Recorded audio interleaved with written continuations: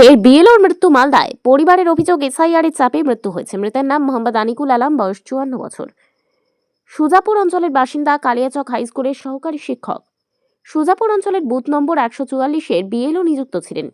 ইদানিং তিনি খুবই চাপের মধ্যে ছিলেন। বুধবার 44 জনের পুনরায় এসআইআরের ফর্ম ফেরত আসে এবং তার নিজের ফর্মটাও ফেরত আসে। সেই সময় সকালবেলা বুকের ব্যথা নিয়ে অসুস্থ হয়ে যায়। তড়িঘড়ি সুজাপুর প্রাথমিক হাসপাতালে চিকিৎসা করিয়ে আসেন। তারপর আবার এসআইআরের কাজে বিডিও অফিস যান।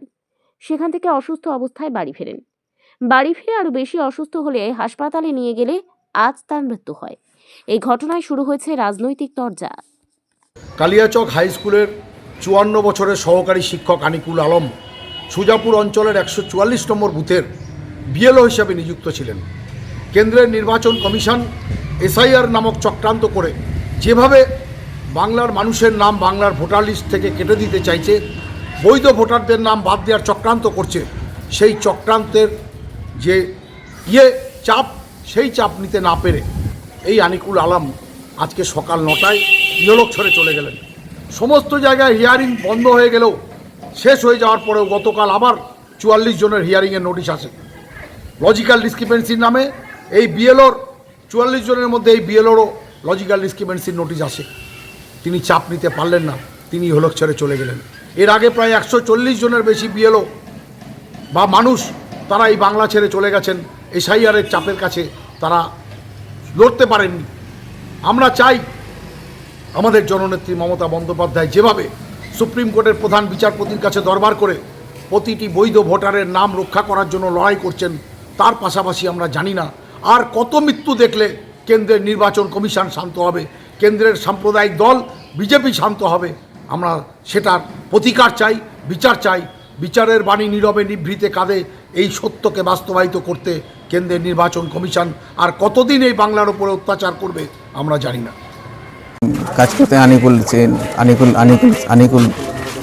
আনিকুল মাস্টার ওনার নাম, আনিকুল সাহেব ওনার নাম। উনি কালিয়াচক হাই স্কুলে চাকরি করতেন। উনি আমাদের 144 নম্বরে বিএলও ছিলেন।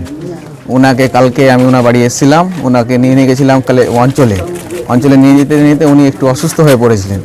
দিয়ে ওখান থেকে আবার ওনাকে নিয়ে গেছিলাম সুজাপুর প্রাথমিক হাসপাতাল, ওখানে ওনার ট্রিটমেন্ট করালাম। দিয়ে উনি নামগুলো আমাকে বললো যে কি এখানে ভাই দেখো এখানে কিছুটা নাম এসছে আমার। তো ওনাকে ঠিক আছে আপনি নামগুলো দেন আমাকে, আমি একটু পড়ে শোনাচ্ছি আপনাকে বললাম। তো ওনারও নাম ছিল ওখানে, কতজনের নাম ছিল? 44 জনের মতন নাম ছিল। দিয়ে ওনাকে আমি বললাম যে আপনার এখানে নাম আছে। তো উনি বললেন যে কি তাহলে আমাকে ব্লকে যেতে হবে, আমাকে তার আগে স্কুলে যেতে হবে। স্কুল থেকে আমাকে ব্লক থেকে ফোন করা হয়েছে, ব্লকে যেতে হবে। তো ব্লক থেকে এসে রাত্রে মোটামুটি 6টা নাগাদ আমাকে আবার ফোন করলো। উনি ফোন করে বললাম যে কী হলো কাজ। তো বলছে কাজ করে আসলাম ভাই ওখান থেকে। আমার ফর্ম 6গুলো যেগুলো নিয়ে এসেছিলাম আমি ওখান থেকে, সেই ফর্ম 6গুলো কালেক্ট করা হয়েছে। আমি হ্যাঁ কালেক্ট করা হয়ে গেছে, তো আপনি সকাল 9টার সময় বাড়িতে আসেন। তারপরে আমি সকালে 9টার সময় আমার শ্বশুরমশাই আমাকে ফোন করে বলছেন যে কি আনিকুল মাস্টার মারা গেছে।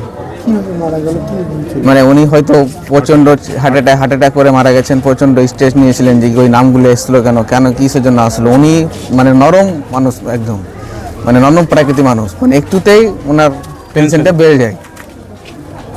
উনি আমার সঙ্গে কাকুও ছিলেন, কাকুও কিছু কথা বলতে পারবেন, আপনি ওনাকে জিজ্ঞেস করতে পারেন। আপনার নাম? আমার নাম অসীম আকরাম।